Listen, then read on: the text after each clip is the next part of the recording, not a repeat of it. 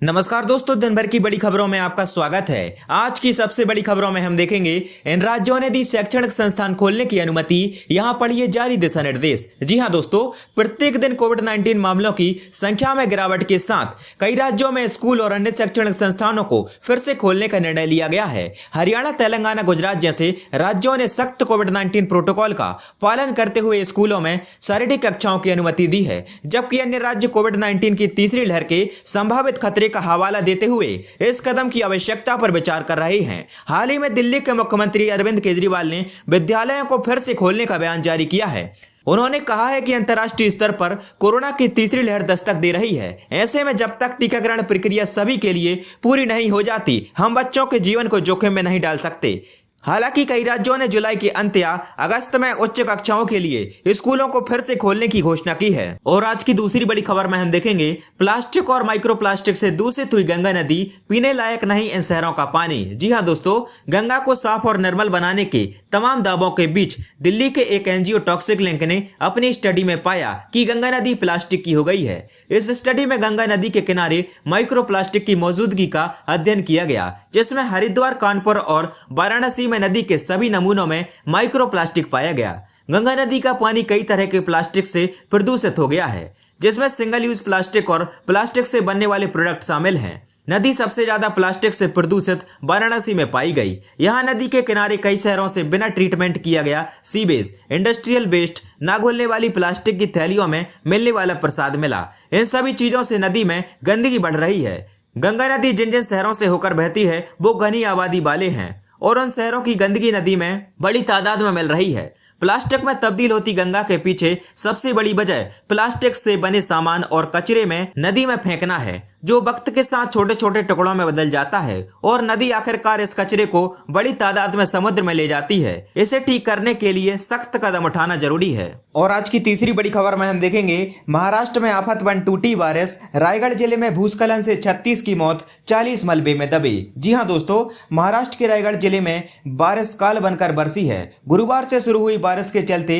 हुए भूस्खलन में रायगढ़ में अब तक 36 लोगों की मौत हो गई है। इसके अलावा अभी भी 30 लोगों के मलबे में दबे होने की आशंका जताई जा रही है। इलाके में बीते 2 दिन से रोड और रेल नेटवर्क बाधित है। आवाजाही ठप होने और कनेक्टिविटी न रहने के चलते राहत और बचाव कार्य में भी मुश्किल आ रही है। पुलिस का कहना है कि महाड़ तहसील के तलाई गांव समेत 3 अलग अलग घटनाओं में ये मौतें हुई हैं। अकेले तलाई गांव में ही अब तक 32 शव निकाले जा चुके हैं। इसके अलावा साक्षर सुतार बाड़ी गांव से 4 शव निकाले गए। बचाव कार्य में लगे अधिकारियों का कहना है कि इन गांवों से अब तक 15 लोगों को सुरक्षित निकाला जा चुका है, लेकिन अब भी 30 से ज्यादा लोगों के मलबे में दबे होने की आशंका है। इसके चलते मौतों का आंकड़ा बढ़ने का भी डर है। इसी बीच होम मिनिस्टर अमित शाह और पीएम नरेंद्र मोदी ने महाराष्ट्र के सीएम उद्धव ठाकरे से बात की है और हर संभव मदद का भरोसा दिलाया है। इस बीच एनडीआरएफ की टीमें पहुंच गई हैं और बचाव कार्य जारी है। इसके अलावा कुछ इलाकों में एयरफोर्स को भी बचाव कार्य में लगाया गया। एयरफोर्स ने कई लोगों को एयरलिफ्ट करके भी निकाला है। और आज की चौथी बड़ी खबर में हम देखेंगे, टिकैत ने कहा मानसून सत्र तक चलेगी किसान संसद, कृषि कानून रद्द होने तक चलेगा आंदोलन। जी हां दोस्तों, राष्ट्रीय प्रवक्ता राकेश टिकैत ने कहा कि जब तक संसद का मानसून सत्र चलेगा तभी तक किसानों की संसद भी बाहर चलेगी।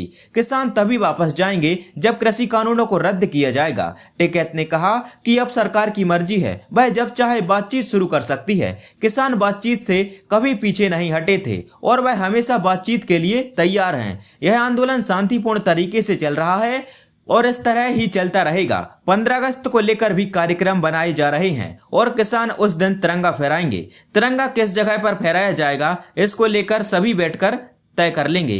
केंद्र सरकार के 3 कृषि कानूनों के खिलाफ पिछले 8 महीने से दिल्ली की सीमाओं पर आंदोलन कर रहे किसानों का जत्था बृहस्पतिवार को विरोध प्रदर्शन करने जंतर मंतर पर पहुंचा। भारी सुरक्षा इंतजामों के साथ किसानों ने यहां समांतर संसद लगाई। किसानों ने फिर कहा कि जब तक कृषि कानून वापस नहीं लेंगे आंदोलन चलता रहेगा।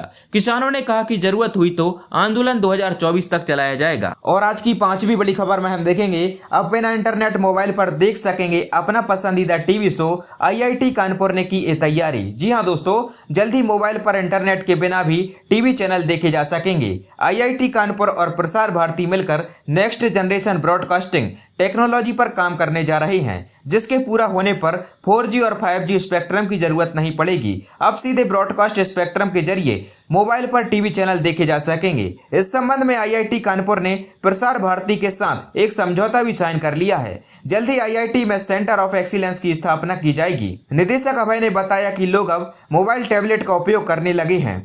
फिल्म, सीरियल, न्यूज चैनल को देखने के लिए रोजाना काफी डाटा खर्च होता है। ऐसे में दर्शकों का डाटा खर्च ना हो और उनको टीवी चैनल भी देखते रहें, इसके लिए तकनीक विकसित की जा रही है। और आज की छठवीं बड़ी खबर में हम देखेंगे, केंद्र ने लोकसभा में बताया कोरोना रोधी टीकाकरण अभियान में अब तक खर्च हुए 9,725 करोड़।